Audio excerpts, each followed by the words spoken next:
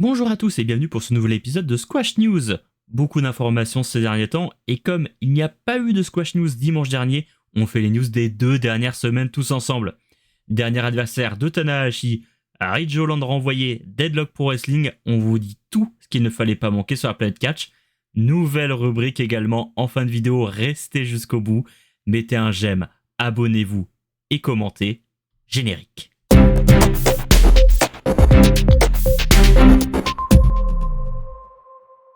Mirai rejoint Michinoku Pro après avoir quitté Marigold il y a quelques semaines. Elle a affronté son ancienne camarade de Marigold, Mayu Iwatani, lors du show Grande Uno du 2 novembre. Une décision qui pourrait être guidée par une envie de se rapprocher géographiquement de son domicile. Clark Connors, résident de New Japan Pro Wrestling depuis 2019, annonce à demi-mot son départ de la fédération au Lyon pour rejoindre les États-Unis lors des derniers shows Homecoming d'Hiroshi Tanahashi. Le catcheur de 32 ans est actuellement en couple avec Tekla, peut-être un indice de sa prochaine destination. Japon toujours, Stardom a annoncé dans son show d'ouverture de la Tag League le retour de Fuwa, ancienne comédienne. Elle s'était aventurée dans le catch en 2023 déjà chez Stardom, jusqu'à une polémique courant 2024 où elle s'était retirée de la vie publique. Ce retour fait donc beaucoup de bruit et divise du côté de la compagnie féminine numéro 1 du Japon. C'est officiel, on connaît enfin le dernier adversaire de la carrière d'Hiroshi Tanahashi. Après un questionnement sur la présence de Shinsuke Nakamura, l'Ace affrontera finalement Kazuchika Okada au Tokyo Dome, au plus gros show de l'année de New Japan Pro Wrestling qui a déjà vendu plus de 35 000 places pour l'événement.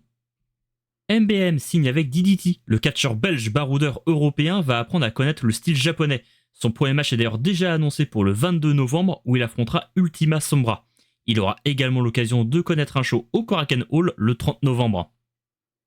L'alliance franco-japonaise se porte bien. Amal ira également faire une tournée au Japon chez Marvelous. La compagnie qui a révélé Senka Akatsuki un peu plus tôt dans l'année va accueillir la française.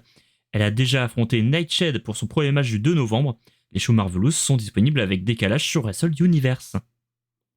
Des Français vont au Japon, mais des Japonais viennent aussi en France. Cette fois-ci chez BZW qui a annoncé la présence dans son show du 24 janvier prochain, la présence de Tetsuya Naito. Le Tranquilo continue donc sa tournée européenne en faisant un crochet par Fache-Tuménil, proche de Lille. La billetterie générale ouvrira ce 22 novembre.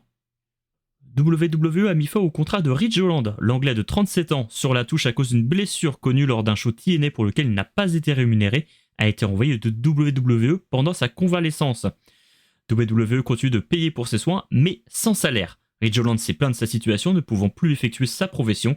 Il a dorénavant ouvert une cagnotte pour l'aider à traverser cette phase compliquée de sa vie. Deadlock Pro Wrestling annonce que le show fêtant le 4e anniversaire de la compagnie sera également le dernier. La compagnie ayant révélé des talents tels que Adam Priest, Jake Something ou l'équipe Violence is Forever fermera ses portes dans le show du 12 décembre, où les billets se vendront à 1$ et tous les revenus iront à une œuvre de charité. Cette compagnie manquera grandement à la scène indépendante états-unienne, qui avait grandement besoin d'une scène indépendante qui brille ces derniers temps, et malheureusement, une belle compagnie qui ferme ses portes. On leur souhaite tout le courage pour la suite à eux et tous leurs employés. Nouvelle rubrique pour ce Squash News, la recommandation de la semaine, présentée par notre ami et intervenant Hugo Lesked. Ces liens sont en description. À vous Hugo. Eh bien, merci beaucoup les frérots Squash FM pour l'invitation. Moi, ça me fait super plaisir de parler de catch sur votre chaîne. Et moi, comme recommandation, j'ai la première journée du tournoi King of Gates qui a lieu du côté de la Dragon Gate. Alors, c'est le tournoi annuel de la compagnie. L'année dernière, on avait vu Dragon Dia gagner ce tournoi et aller essayer de chercher Yamato à Final Gate fin décembre. Malheureusement, il avait échoué. Ici, du coup, on a la première journée avec notamment Ishin contre Luis Mante dans le premier match. C'est un super match, franchement. Luis Mante, pour ceux qui suivent un peu la Noah, il était dans le tournoi N1 l'année dernière. Super combat. On a aussi le Sean Skywalker contre Naruki Doi. Naruki Doi, on parle du coup d'un 45 nerfs qui arrive toujours à être hyper compétitif et lâcher des top performances. Pour moi, ce match, c'est vraiment le match de la soirée parce que les 4-5 dernières minutes, elles sont vraiment immenses, elles sont vraiment excellentes. On a aussi le Omare contre Ryoya Tanaka. Du coup, on parle là de deux lutteurs qui ont 1 et 2 ans d'expérience. C'est exceptionnel le niveau qu'ils ont réussi à afficher. Et dans le main event de la soirée, on a eu Madoka Kikuta, du coup le champion de la compagnie, contre Yuki Yoshioka.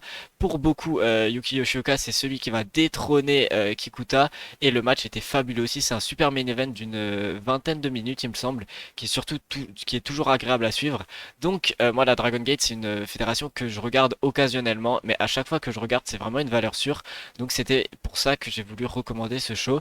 Et encore une fois, merci au frérot Squash FM pour l'invitation. Et merci Hugo pour cette recommandation de Dragon Gate. N'hésitez pas à aller jeter un coup d'œil, que ce soit de manière légale ou non. Vous savez où nous trouver si jamais vous avez envie de regarder le show. À ce moment-là, je vous souhaite à tous une bonne journée. C'est tout pour ce Squash News. Suivez-nous et Hugo sur tous nos réseaux. Tout est en description. À la prochaine, dimanche 20h.